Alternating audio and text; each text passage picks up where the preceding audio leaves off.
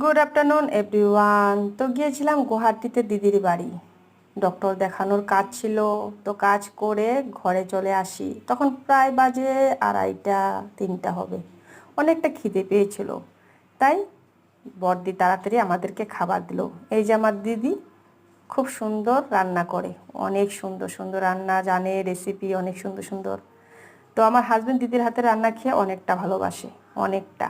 আমার হাজব্যান্ড বলছিল দিদির হাতে রান্না অপূর্ব, খেয়ে দেখবেন।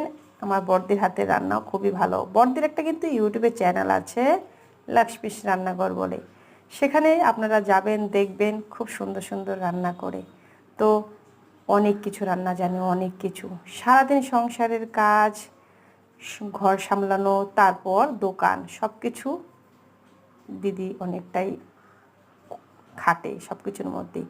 এত কিছু করেও ইউটিউবের চ্যানেলটা চালায়। এই যে দেখুন বড়দির হাতের আরেকটা কেক বানিয়েছিল, খুব টেস্ট হয়েছিল। তো বড়দির রেসিপিগুলো একটু ফলো করবেন, দেখবেন খুবই সুন্দর হয়, খুবই সুন্দর। খেয়ে দেখবেন টেস্টগুলো একদম বাজারের মতো আসে, ঘরোয়া টেস্টও আসছে, ঘরোয়া জিনিসের। তো একটু ফলো করবেন। তো আমার হাজব্যান্ডকে বলছিলাম বড়দির হাতে রান্না খেয়ে এতটা ভালো লাগে, যদি বড়দিকে একবার নিয়ে চলো আমাদের এখানে, বড়দির হাতে রান্নাও খাবো, বড়দিকেও খাওয়াবো, তাই না? তো হাজব্যান্ডের সাথে এইসব শেয়ার করছিলাম।